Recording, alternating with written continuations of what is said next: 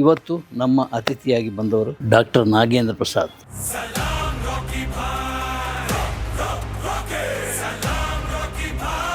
Cine ಪುರವಣಿಯಲ್ಲಿ ಮುಖಪುಟದಲ್ಲೇ ನನ್ನ ಒಂದು ಕ್ಯಾಸೆಟ್ಟಿನ ವಿವರಗಳನ್ನು ಪ್ರಕಟ ಮಾಡಿದ್ದಂತೂ ಒಂದು ಆಶ್ಚರ್ಯ, ಮತ್ತು ನನಗೂ ಆಶ್ಚರ್ಯ. ಅವತ್ತು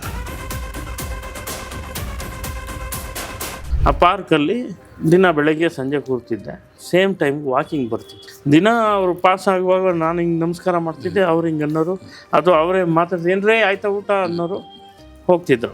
ನಮ್ಮ ಸಿನಿಮಾ ನೀವು ಡೈಲಾಗ್ ಯಾಕೆ ಬರೀಬಾರ್ದು ಅಂದರು. ಯಾವ್ದು ಸರ್, ಇದೇ ಸಿನಿಮಾಗೆ ಅಂದರು. ದಿನ ಬೆಳಗ್ಗೆ ಒಂದು ಸಂಜೆ ಒಂದು, ಬೆಳಗ್ಗೆ ಒಂದು ಸಂಜೆ ಒಂದು ಯೋಚನೆ ಮಾಡಿ, ಅವಕಾಶ ಸಿಕ್ಕಲ್ಲೆಲ್ಲ ಬರೆದು ಅಲ್ಲೇ ಹೋಗಿ ಅಲ್ಲೇ ಬರೀತಿದ್ದೆ. ಸರ್, ಈ ಚಿತ್ರರಂಗದಲ್ಲಿ ಯೋಗ್ಯತೆ ಮುಖ್ಯನಾ ಅದೃಷ್ಟ ಮುಖ್ಯನಾ?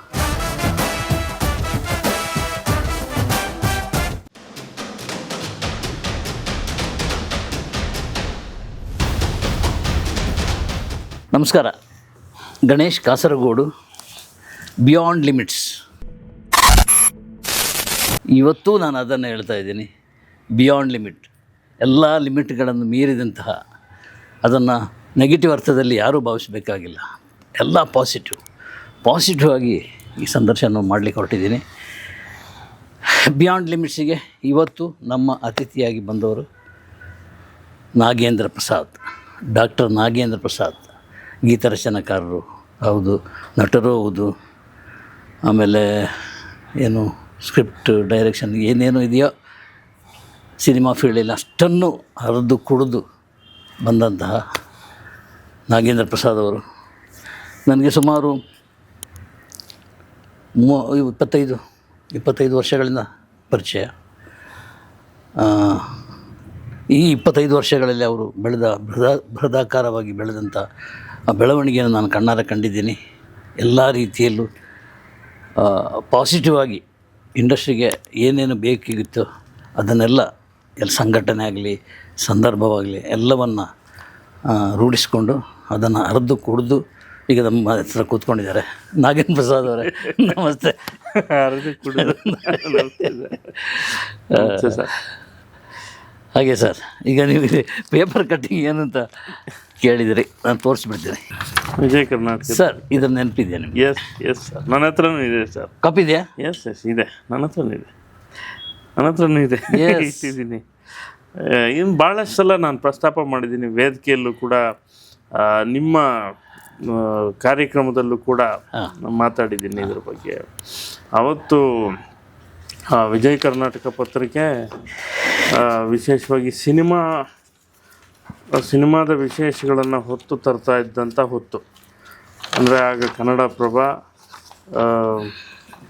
ವಿಶೇಷವಾಗಿ ಕನ್ನಡಪ್ರಭ, ಹೆಚ್ಚು ಕನ್ನಡಪ್ರಭ ಮತ್ತು ಉದಯವಾಣಿ ಆ ಸಿನಿಮಾಗಳನ್ನು ಹೆಚ್ಚು ಇದು ಮಾಡ್ತಾ ಇದ್ದ. ಆಗ ಡೈಲಿ ಇರಲಿಲ್ಲ ಅಂದರೆ ಡೈಲಿ ಸಿನಿಮಾಗಳಿರಲಿಲ್ಲ, ದಿನ ಫ್ರೈಡೆಗಾಗಿ ನಾವು ಕಾಯಬೇಕಾಗಿತ್ತು. ಹೌದು. ಅಂಥ ಹೊತ್ತಲ್ಲಿ ವಿಜಯ ಕರ್ನಾಟಕದಲ್ಲಿ ಒಂದು ಆರ್ಟಿಕಲ್ ಬರೋದು ಅನ್ನೋದು ಭಾಳ ಪ್ರಿಷಿಯಸ್. ಅದು ವಿಜಯ ಕರ್ನಾಟಕದಲ್ಲಿ ಬಂತು ಅಂದರೆ ಬೇರೆ ಪತ್ರಿಕೆಯಲ್ಲಿ ಬಂದಿದ್ದು ಅಲ್ಲ ಅಂತ ಅಲ್ಲ, ಆವತ್ತು ವಿಜಯ ಕರ್ನಾಟಕದಲ್ಲಿ ಬಂದರೆ ಅದು ಇನ್ನೊಂದು ರೀತಿ ಇತ್ತು. ಅದರಲ್ಲಿ ಆ ಸಿನಿ ಪುರವಣಿಯಲ್ಲಿ ಮುಖಪುಟದಲ್ಲೇ ನನ್ನ ಒಂದು ಕ್ಯಾಸೆಟ್ಟಿನ ವಿವರಗಳನ್ನು ಪ್ರಕಟ ಮಾಡಿದ್ದಂತೂ ಒಂದು ಆಶ್ಚರ್ಯ, ಮತ್ತು ನನಗೂ ಆಶ್ಚರ್ಯ ಅವತ್ತು. ಯಾಕೆಂದರೆ 2002 ಸಾಮಾನ್ಯವಾಗಿ ಒಂದು ಕ್ಯಾಸೆಟ್ ಬಿಡುಗಡೆ ಅಂತಂದಾಗ ಅದ್ರ ಬಗ್ಗೆ ಏನಿರುತ್ತೆ, ಎಲ್ಲೋ ಒಂದು ಸಣ್ಣ ಕಾಲಮಲ್ಲಿರುತ್ತೆ. ಅನೇಕ ಪತ್ರಿಕೆಗಳಲ್ಲಿ ಅದೊಂದು ಬರೀ ಒಂದು ಕಾಲಮ್ ಆಗಿ ಒಂದು ಸಣ್ಣ ಸುದ್ದಿಯಾಗಿ ಉಳೀತು. ಆದರೆ ಒಂದು ಮುಖಪುಟದ ಸುದ್ದಿ ಆಗಿದ್ದು ನೀವೇ ಮಾಡಿದ್ದು ಅದನ್ನು. ಸೊ ಹಂಗಾಗಿ ಇವತ್ತಿಗೂ ಅದರ ನೆನಪಿದೆ ನನಗೆ. ಖಂಡಿತ ಅದ್ರ ಬಗ್ಗೆ ಭಾಳಷ್ಟು ಕಡೆ ಮಾತಾಡಿದ್ದೀನಿ ಕೂಡ. ಅವತ್ತಿಗೆ ಮುಖಪುಟದಲ್ಲಿ ಬರೆದಿದ್ರು ನಂದು ಕಾಸರಗೋಡು ಅವರು ಭಾಳಷ್ಟು ಕಡೆ. ಸರ್, ಈ ಚಿತ್ರರಂಗದಲ್ಲಿ ಯೋಗ್ಯತೆ ಮುಖ್ಯನಾ ಅದೃಷ್ಟ ಮುಖ್ಯನಾ? ಯೋಗ್ಯತೆ ಇದ್ದರೆ ಯೋಗ ಬರುತ್ತೆ. ಎರಡು ಮುಖ್ಯನೇ. ಅದೃಷ್ಟ ಅಂತ ನಾವು ಸಿನಿಮಾ ಬಂದು ಹೊಸದ್ರಲ್ಲಿ ಕೇಳ್ತಾ ಇದ್ವಿ. ಆಮೇಲೆ ಭಾಳಷ್ಟು ಜನರನ್ನ ನೋಡಿದ್ದೀನಿ ಕೂಡ ನಾನು.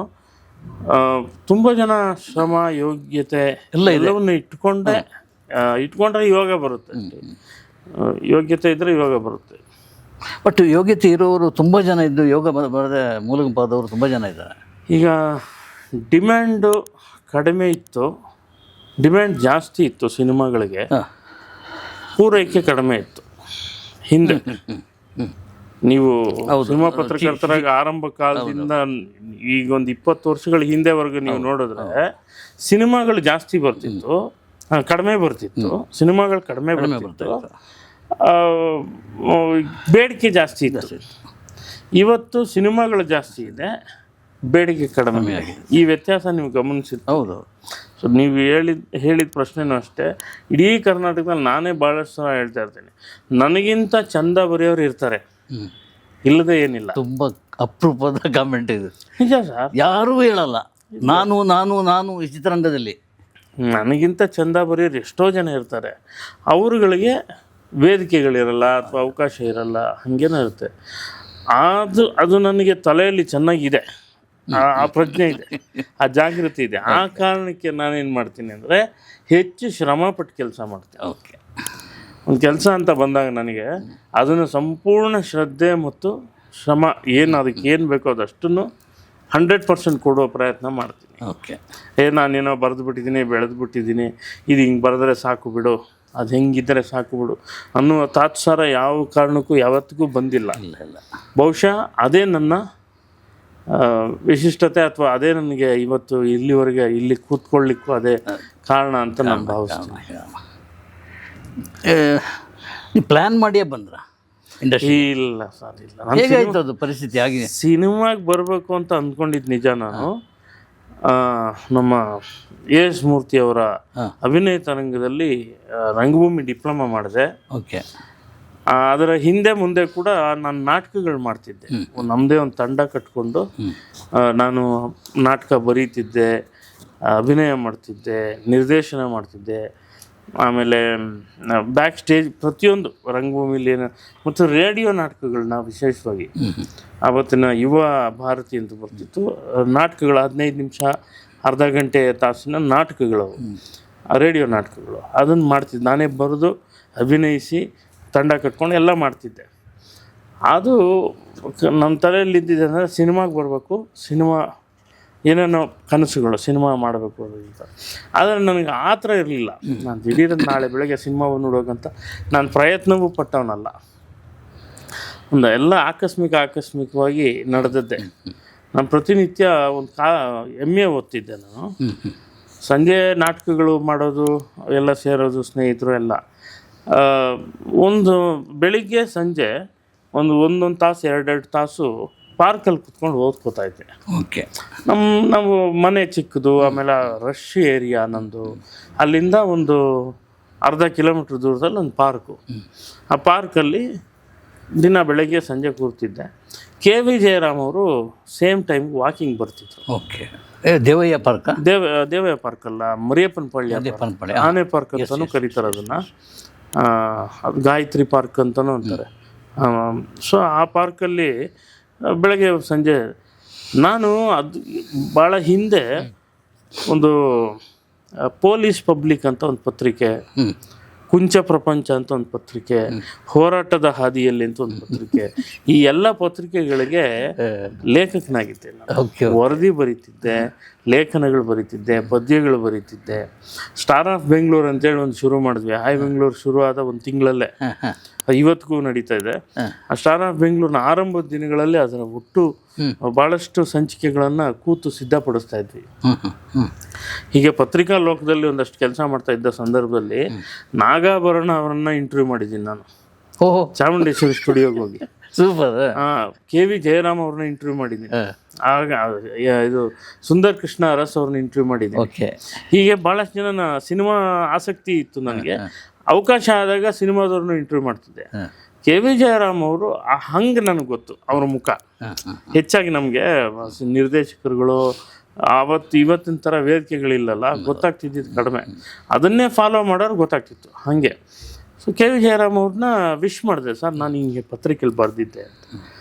ಹೌದ್ರಿ, ನೆನಪಿದೆ ಅಂತ ವಿಶ್ ಮಾತಾಡ್ಬೋದು ಒಂದು ಸಲ ಅಷ್ಟೇ. ಇದಾದ ಸುಮಾರು ತಿಂಗಳ ಕಾಲ, ಒಂದು 2 ತಿಂಗಳು 3 ತಿಂಗಳು ದಿನ ಅವರು ಪಾಸ್ ಆಗುವಾಗ ನಾನು ಹಿಂಗೆ ನಮಸ್ಕಾರ ಮಾಡ್ತಿದ್ದೆ, ಅವ್ರು ಹಿಂಗೆ ಅನ್ನೋರು, ಅಥವಾ ಅವರೇ ಮಾತಾಡ್ತಿದ್ದೆ, ಏನ್ರೇ ಆಯ್ತಾ ಊಟ ಅನ್ನೋರು, ಹೋಗ್ತಿದ್ರು. ಒಂದು ದಿವಸ ನೀವೇನು ಓದ್ತಾ ಇದ್ದೀರಾ ಅಂದರು. ನಾನು ಎಮ್ ಎ ಇನ್ ಕನ್ನಡ ಅಂದರು. ಕನ್ನಡ ಅಂದರೆ ಕನ್ನಡ ಆಸಕ್ತಿ ಜಾಸ್ತಿ ನಿಮಗೆ, ಕನ್ನಡ ಸಾಹಿತ್ಯ ಇದೆಲ್ಲ. ಹೌದು ಸರ್ ಅಂದೆ. ಹೌದಾ, ನಾನೊಂದು ಕಾದಂಬರಿ ಕೊಡ್ತೀನಿ ತಗೊಳ್ಳಿ, ಓದಿ ಹೇಳಿ ಅಂತ. ಕಾದಂಬರಿ ಕೊಟ್ಟರು. ಡಾಕ್ಟರ್ ಎಚ್ ಗಿರಿಜಮ್ಮನವರ ಗಾಜಿನ ಮನೆ ಸಿನಿಮಾ ಪುಸ್ತಕ, ಕಾದಂಬರಿ. ಅದನ್ನು ಓದಿ ಒಂದು ದಿವಸ 2 ದಿವಸ ಆದಮೇಲೆ ಮತ್ತೆ ಸಿಕ್ಕಾಗ ಹೆಂಗಿದೆ ಕಾದಂಬರಿ ಅಂತ ಚರ್ಚೆಗೆ ಕೂತರು. ನನ್ನ ಜೊತೆ ಬಂದು ಅಲ್ಲೇ ಪಕ್ಕದಲ್ಲಿ ಕೂತ್ಕೊಂಡು ಆ ಚರ್ಚೆ ಮಾಡ್ತಾ ಆಗ ನಾನು ತೀರಾ ನನಗೇನು ಇದಿಲ್ಲ, ನಾವು ಸೀದಾ ನೇರ ಸರ್ ಇದು ಚೆನ್ನಾಗಿಲ್ಲ, ಇದು ಚೆನ್ನಾಗಿದೆ, ಇದನ್ನು ಸಿನಿಮಾ ಮಾಡ್ಬೋದು ಅಂತ ಕೇಳಿದ್ರು ಅವರು. ಹಾಗಾಗಿ ಸಿನಿಮಾ ಮಾಡಿದ್ರೆ ಹಿಂಗೆ ಮಾಡಬೇಕು ಅಂತ ಒಂದಷ್ಟು ಚರ್ಚೆಗಳು. ಅವ್ರಿಗೆ ಅದು ಇಷ್ಟ ಆಯಿತು. ಇಷ್ಟ ಆದಮೇಲೆ ನೀವು ಬೇರೆ ಏನೇನು ಮಾಡ್ತೀನಿ, ನಾನು ನಾಟಕ ಮಾಡ್ತೀನಿ. ಒಂದು ನಾಟಕನೂ ಬಂದು ನೋಡಿದ್ರು ಅವರು, ನನ್ನೊಂದು ಶೋ ನೋಡಿದ್ರು. ಚೆನ್ನಾಗಿ ಮಾಡ್ತೀರಿ ಅಂಥೇಳಿ. ಕವಿತೆಗಳೆಲ್ಲ ಬರೀತೀರಾ? ಹೌದು ಸರ್, ಎಲ್ಲ ನೋಡಿದ್ರು. ನನ್ನ ನಾಟಕನೂ ನೋಡಿದರು, ಕವಿತೆಗಳು. ನಮ್ಮ ಸಿನಿಮಾಗೆ ನೀವು ಡೈಲಾಗ್ ಯಾಕೆ ಬರೀಬಾರ್ದು ಅಂದರು. ಯಾವ್ದು ಸರ್? ಇದೇ ಸಿನಿಮಾಗೆ ಅಂದರು. ಹೌದು, ಹ್ಞೂ ಸರ್ ಆಗ್ಬೋದು ಅಂದೆ. ನನಗೇನು ಎಲ್ಲ ನಾವು ಯಾವುದು ಇಲ್ಲ ಅಂತಿಲ್ಲ. ಆಮೇಲೆ ಸ್ವಲ್ಪ ದಿವಸ ಆಯಿತು, ಅದು ಚರ್ಚೆನೇ ನಡೀತಿತ್ತು. ಒಂದು ದಿವಸ ಹೇಳಿದ್ರು, ಇಲ್ಲ ಡೈಲಾಗ್ ಇನ್ನೊಬ್ರು ಬರೀತಾರೆ, ಹಾಡು ಬರೀರಿ ನೀವು ಈ ಸಿನಿಮಾಗೆ. ಓಕೆ ಸರ್, ನಮಗೇನು ಯಾವುದಾದ್ರೂ ಸರಿ. ಅಲ್ಲಿಂದ ಶುರು ಆಯ್ತು ಸರ್. ಹಾಡು ಬರದೆ ಆ ಕಂಪೋಸಿಂಗ್ ಕುತ್ಕೊಳ್ಳೋ ಹೊತ್ತಿಗೆ 100 ಹಾಡುಗಳು ಬರೆದ್ಬಿಟ್ಟು, ದಿನ ಬೆಳಗ್ಗೆ ಒಂದು ಸಂಜೆ ಒಂದು, ಬೆಳಗ್ಗೆ ಒಂದು ಸಂಜೆ ಒಂದು. ಯೋಚನೆ ಮಾಡಿ, ಅವಕಾಶ ಸಿಕ್ಕಲ್ಲೆಲ್ಲ ಬರೆದು ಅಂದರೆ ಒಂದು ಹಾಡು, ಒಂದು ಸನ್ನಿವೇಶ, ಒಂದು ಡ್ಯುಯೆಟ್ ಸಾಂಗ್ ಅಂದ್ಕೊಳ್ಳಿ. ಈ ಹಾಡನ್ನು ಫೋಕಲ್ಲಿ ಬರೆದ್ರೆ ಹೆಂಗಿರುತ್ತೆ? ನಾನು ತೊಗೊಂಡೋಗಿ ಕೊಡ್ತಿದ್ದೆ, ಓದೋರು ಓದಿ ಒಂದು ಟಿಕ್ ಮಾಡ್ತಿದ್ರು, ಇದು ಚೆನ್ನಾಗಿದೆ ಲೈನು. ಇದನ್ನು ವೆಸ್ಟರ್ನಾಗಿ ಬರೆದ್ರೆ ಹೆಂಗೆ, ಸ್ಟೈಲಾಗಿ, ಆಯಿತು. ಇದನ್ನು ಈ ಪಾಯಿಂಟ್ ಆಫ್ ವ್ಯೂ ಬರೆದ್ರೆ ಹೆಂಗೆ? ಹೀಗೆ ಚರ್ಚೆ ಆಗಿ ಒಂದು ರಾಶಿ ಹಾಡಾಯ್ತು ನಂದು. ಆಮೇಲೆ ಅಂದರೆ ಒಂದು ಸಿನಿಮಾಕ್ಕಾಗಿ, ಅದೊಂದೇ ಸಿನಿಮಾಕ್ಕೆ, ಒಂದೇ ಸನ್ನಿವೇಶಕ್ಕೆ 100, 50, 60, 100. ಓಕೆ, ಹಾಗೆ. ಅದಾದಮೇಲೆ ಕಂಪೋಸಿಂಗ್ ಆಯಿತು. ಅಲ್ಲಿಂದ ಇನ್ನು ಅದು ಹಾಡುಗಳನ್ನು ನಮ್ಮ ಅರುಣ್ ಸ್ಟುಡಿಯೋದಲ್ಲಿ, ಚಾಮರಾಜಪೇಟೆ ಅರುಣ್ ಸ್ಟುಡಿಯೋದಲ್ಲಿ ರೆಕಾರ್ಡ್ ಆಯಿತು. ಅಲ್ಲಿ ಅಶೋಕ್ ಅಂತ ಮ್ಯಾನೇಜರು, ಪಾಪ ಇವತ್ತಿಗೂ ನೆನಪಿದೆ ನನಗೆ. ಅವರು ಹೋದವ್ರು ಬಂದವ್ರು ಯಾರು ಬರ್ತಾರೆ ಬೇರೆ ಸಿನಿಮಾದವ್ರು, ಒಬ್ಬ ಹೊಸ ಹುಡುಗ ಹಾಡು ಹೆಂಗೆ ಬರ್ದಿದ್ದಾರೆ ನೋಡ್ರಿ ಅಂತ ಕೇಳಿಸ್ತಿದ್ರು. ಇದೇ ಚೆನ್ನಾಗಿದೆ ರೀ ಅಂತ ಯಾರ್ಯಾರೋ ಕರೆಯೋರು ನನ್ನ, ಬನ್ನಿ ಹಾಡು ಬರಿಬೇಕು ಅಂತ. ಅಲ್ಲೇ ಹೋಗಿ ಅಲ್ಲೇ ಬರೀತಿದ್ದೆ. ಅಲ್ಲೇ ಒಂದು 500 ರೂಪಾಯಿ ಕೊಡೋರು, ನನಗೆ ಕಿಸೆಗೆ ಇಟ್ಕೊಂಡು ಬರೋದು. ಹಾಗೆ ಯಾವ ಹಾಡು ಅಂತ ನೆನಪಿದೆ? ಇದೆ ಸರ್, ಸುಮಾರು ಹಾಡುಗಳು ಅದರಲ್ಲಿ. ಅದರಲ್ಲ, ಗಾಜಿನ ಮನೆಯಲ್ಲ, ಬೇವು ಬೆಲ್ಲ ಹಂಚಿಕೊಂಡ್ರೆ ಸಿಹಿ ಕಹಿ ಸೊಗಸಿನ ಯುಗಾದಿ ಎಣ್ಣೆ, ಮನಸ್ಸು ಮೆಚ್ಚಿಕೊಂಡ್ರೆ ಸವಿ ಪ್ರೇಮ. ಈ ಥರ 16 ಹಬ್ಬಗಳನ್ನು ಆರ್ಡ್ರಲ್ಲಿ ಯುಗಾದಿಯಿಂದ ಶುರು ಮಾಡಿ, ನಿಮಗೆ ದೀಪಾವಳಿ ಬರುತ್ತೆ, ದಸರಾ ಬರುತ್ತೆ, ಲೈನಾಗಿ ಎಲ್ಲ ಹಬ್ಬಗಳು, ಹಬ್ಬ ಮತ್ತು ಪ್ರೀತಿ ಎರಡನ್ನ ಹೋಲಿಕೆ ಮಾಡಿ ಬರೆದಿರ್ತೀನಿ ಒಂದು ಡ್ಯುಯೆಟ್ ಸಾಂಗ್. ಪ್ರೇಮ ಅವರು, ರಾಮ್ಕುಮಾರ್ ಅವರು ಆ್ಯಕ್ಟ್ ಮಾಡಿದ್ದು. ಸೊ ಆ ಹಾಡು ಒಂದು ವಿಶಿಷ್ಟವಾಗಿ ಪ್ರಯತ್ನ ಪಟ್ಟಿದ್ದೆ. ಅದಾಗ್ಬೋದು, ಬೇರೆ ಬೇರೆ ಹಾಡುಗಳಿದೆ ಅದರಲ್ಲೆಲ್ಲ, ಒಳ್ಳೆ ಹಾಡುಗಳು. ಅದರ ಲೈನ್ಸ್ ಅವ್ರಿಗೆ ಇಷ್ಟ ಆಗ್ತಿತ್ತು. ಹೀಗಾಗಿ ಅಲ್ಲಿಂದ ಶುರು ಆಯಿತು. ಇದು ಗೀತರಚನೆ ಬಗ್ಗೆ.